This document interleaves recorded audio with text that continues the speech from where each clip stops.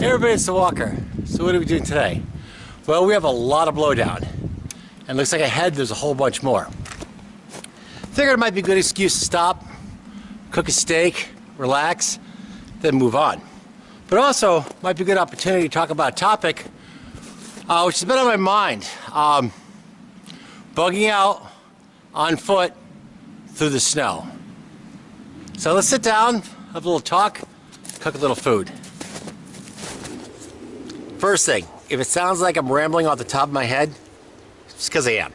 I'm just going to talk to you about a topic which has been on my mind for some time, and that's bugging out on foot through snow, slush, mud.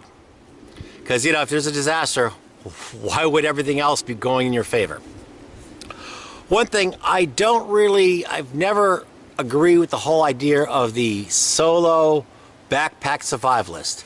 Man or woman throws on the backpack, runs out the door like this into the woods to avoid the zombies, pandemic, flu, or whatever's going on. I think that might be a little bit jumping out of the frying pan right into the campfire. I mean, the woods, there's a lot of things that go wrong, and if it does go wrong in a disaster, I don't think anybody's going to come and help you. I mean, they may scavenge your possessions later on off your body, but that's another matter. But there's definitely a possibility, because within my plans, I have a location set up with food, provisions, family members, and I would go to a location, and I would weather whatever trouble is there. I also have backup plans beyond that, where if that location became untenable, I can grab my stuff and go. But my main plan is to go to a location that's stocked with stuff I need. But of course I have to get there, and I'm not always there. And that may involve walking, because even the best of times, the roads can be basically not passable. Anybody who's done rush hour knows what I'm talking about. But you know, rarely, if things aren't going your way, why would they be going your way in a disaster? Why would the weather be good? Why would the ground not be covered in snow, slush, mud, or whatever?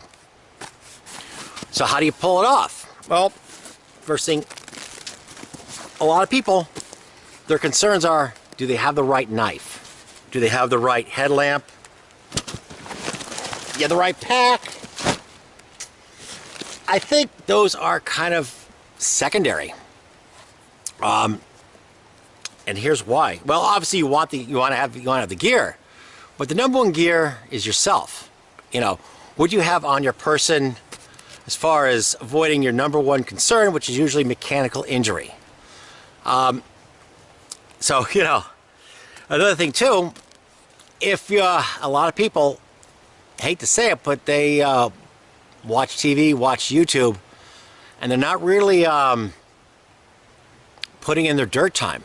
You know, if you're not training physically, you may find yourself in trouble if your plans are you're going to take that big heavy pack full of all of your bug out stuff, and some of these packs can, believe me, can weigh a lot of pounds, and you're just going to go to your location through the woods, through the roads, or whatever, and the first time you try that is during a disaster, you might have a heart attack. I mean, you know, if you're not training physically for that, what makes you think it's kind of like Major League Baseball? What makes you think you can just walk out on the field and you're going to compete, right?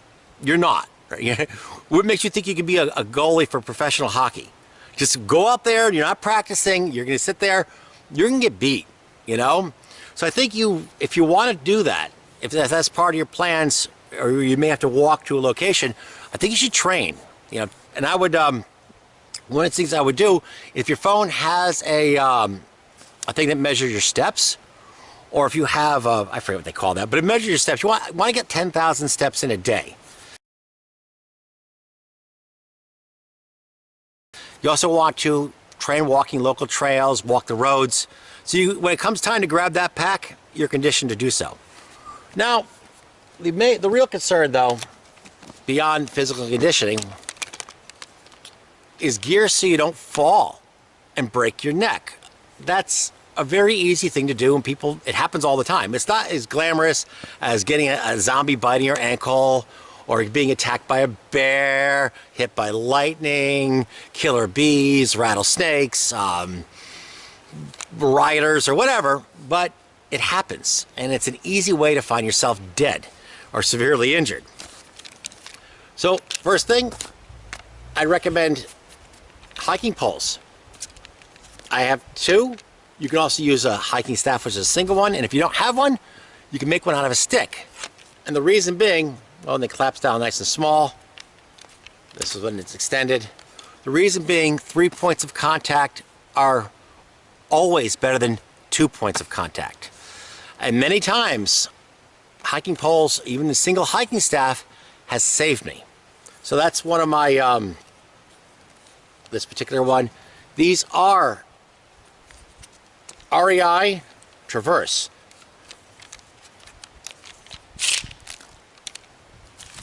I have two of them. Let me show you what's on my feet. You obviously want boots of some sort or shoes suitable for whatever your environment is. I wouldn't use tennis shoes out here. This is one of my most important kit item for walking through this environment.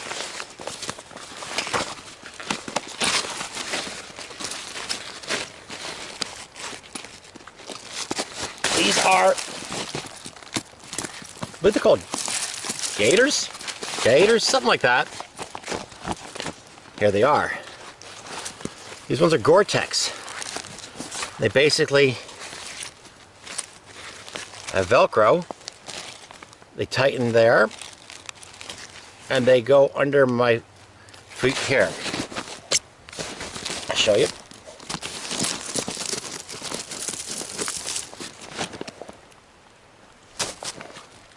What this does, it prevents snow, leaves, rocks, garbage from getting into my boots. That would really ruin my day. A bunch of cold snow packing in there, because you can't be assured of the depth of the snow. I mean, some areas I'm hiking today, there wasn't any snow. As I get further into the valleys, into the hills, the snow gets deeper and deeper. Sometimes you get a pile of snow from the trees. On the road, there might not be no snow, so you don't really know what you're dealing with at all times. But these will prevent you, they'll keep your feet pretty dry. These are Catula micro spikes, but there's also yak tracks. There's a bunch of things like this. I've done a review on these before. Very aggressive. They're not great on the road, but I can take them right off pretty quick. I believe they're I think silicone or something like that. Thick stainless steel chains. But there's several types of traction things on the market. These I have found the best for this type of environment. Now, during deep snow, I would need snowshoes. But that's not what we're dealing with right now.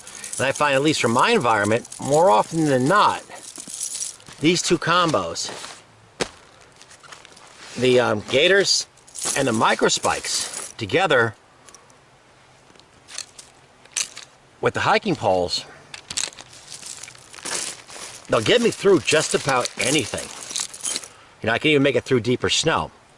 I wouldn't go through a deep snow base with this without snowshoes, but pretty much 99% of the year, a lot of areas, these two will get you through just fine.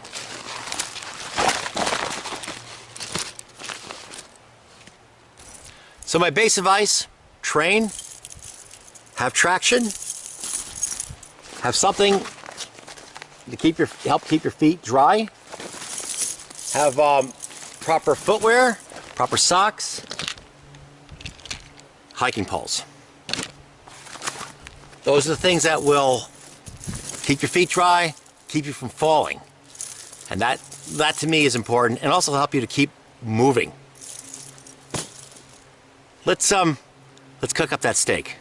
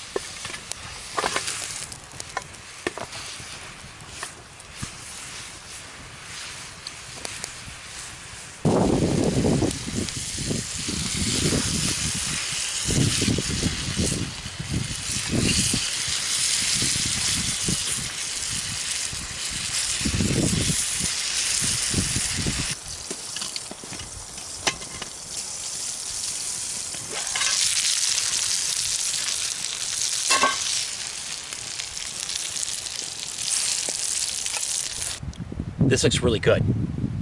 Got my fire going.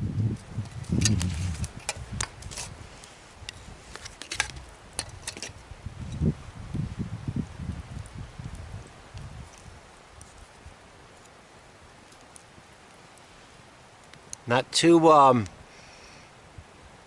medium, just like I like it.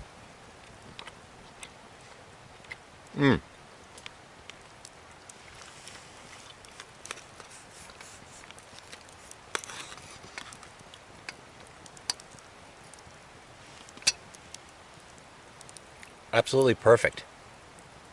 It's a tricky thing, a steak, cooking over a wood fire. Try the mushroom. Good.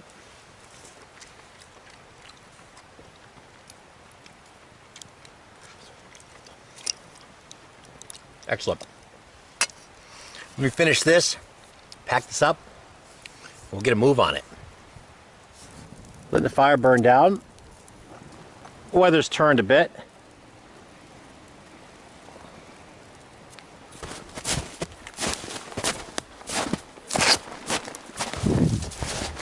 Spikes did good. That moss could have been enough to fall right there.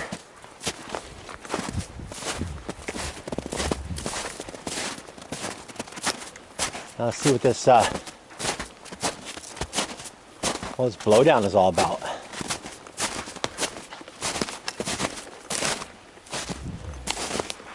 Go up this way.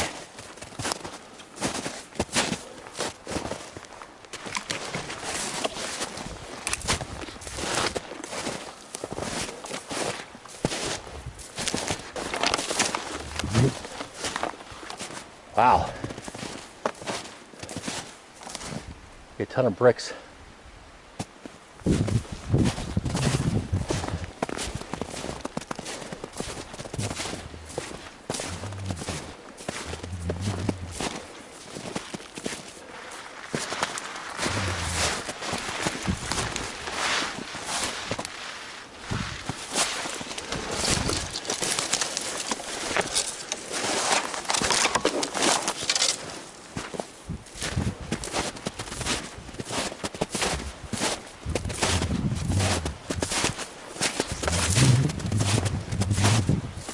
Another one.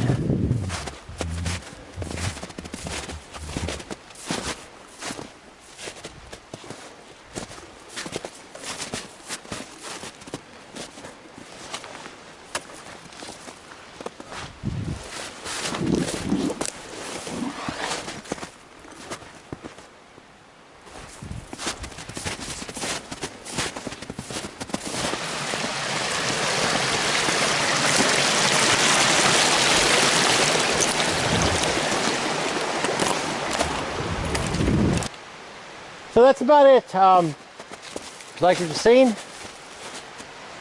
give me a thumbs up, hit the subscribe button. Y'all have a great, actually it's getting on tonight. I still got about a mile or so more to go. So I guess y'all have a great night. I need to keep moving.